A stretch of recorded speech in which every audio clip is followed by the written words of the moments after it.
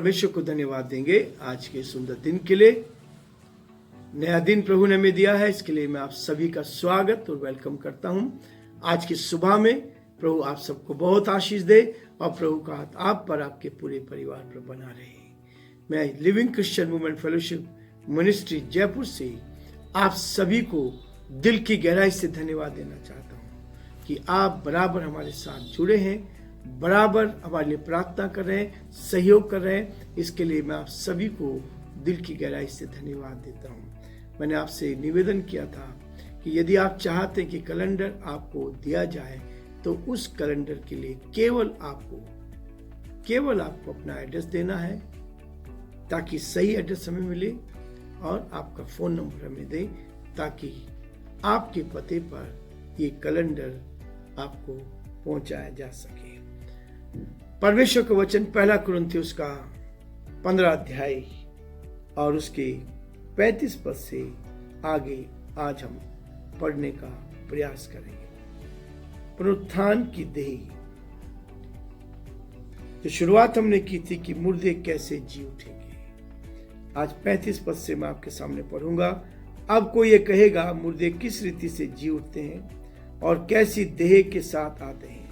ये निर्बुद्धियों, जो कुछ तू बोता है जब तक वह ना मरे जिलाया नहीं जाता, और जो तू बोता है वह देह नहीं जो उत्पन्न होने वाली है, परंतु निरा दाना है, चाहे गेहूं का चाहे किसी और अनाज का।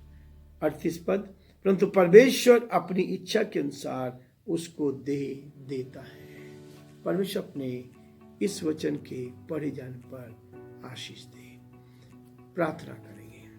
धन्यवाद स्तुति के योग्य हमारे सामर्थ्य परमेश्वर, हम धन्यवाद देते हैं, आपकी स्तुति करते हैं। आपने हमें संभाले रखा, हमारी मदद की, सहायता की, आपका दया का हाथ हमारे साथ था, इसके लिए धन्यवाद देते हैं।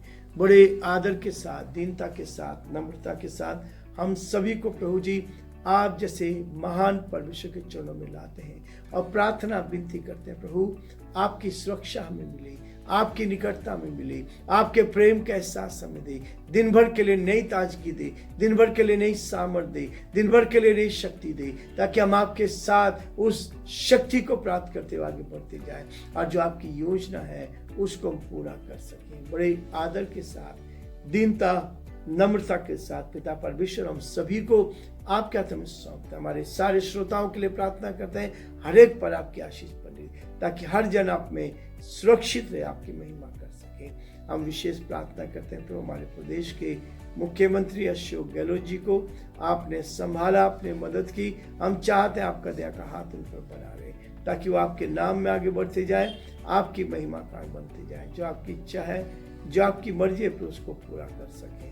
बड़े आदर के साथ, दीनता नम्रता के साथ प्रभु हम सभी को प्रभु आपके हाथ में सौंपते हैं। इस प्रार्थना को अपने प्रभु के उद्धारकर्ता यीशु मसीह के नाम से मांगते हैं, आमीन।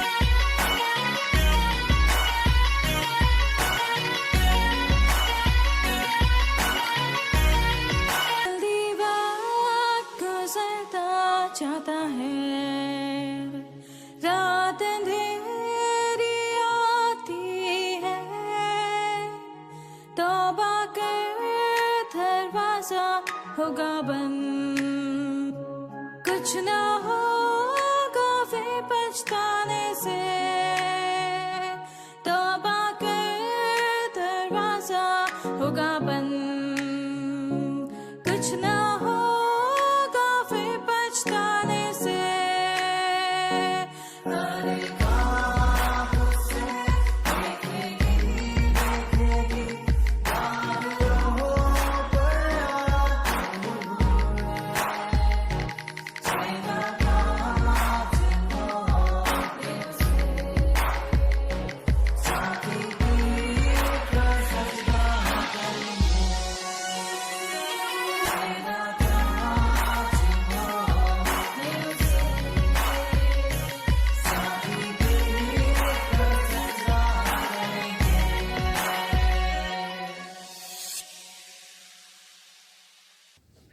प्रियो,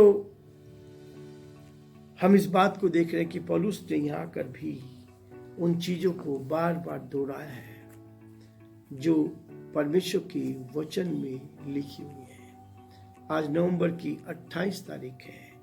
परमेश्वर का वचन कहता है यीशु मसीह जो है अति शीघ्र आने वाला है। उसका आगमन बहुत शीघ्र है। उसका आगमन अति शीघ्र है। और इसलिए प्रकाशित वाक्य उसके 22 अध्याय उसके 12 पद में लिखा है, देख मैं शीघ्र आने वाला हूं। देख मैं शीघ्र आने वाला हूं और हर एक के काम के अनुसार बदला देने के लिए प्रतिफल मेरे पास है। हर एक के काम के अनुसार बदला देने के लिए प्रतिफल मेरे पास है।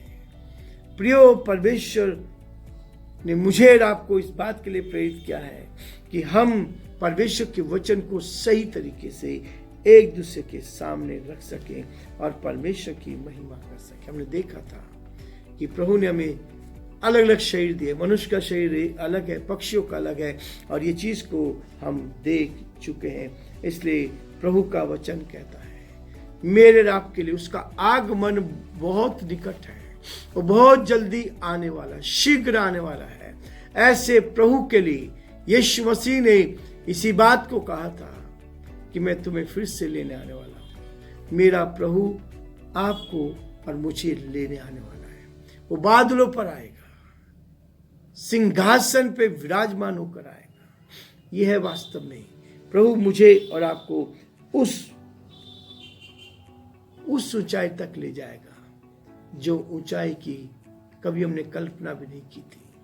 इसलिए प्रियो, परमेश्वर का वचन मुझे और आपको इस बात के लिए प्रेरित करता है कि हम प्रभु के आगमन की प्रतीक्षा में रहें। यह अत्यंत दुख की बात है कि मसीह जगत में लोग आत्मिक क्षेत्र में भी मसीह के द्वितीय आगमन के विषय में अधिक बातचीत नहीं करते।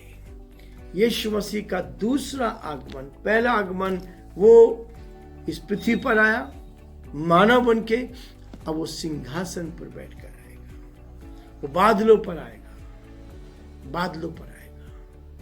प्रियो, मैं आपको बताना चाहूंगा, वचन में लिखा है कि यीशु मसीह फिर से आने वाला है, फिर से आने वाला है।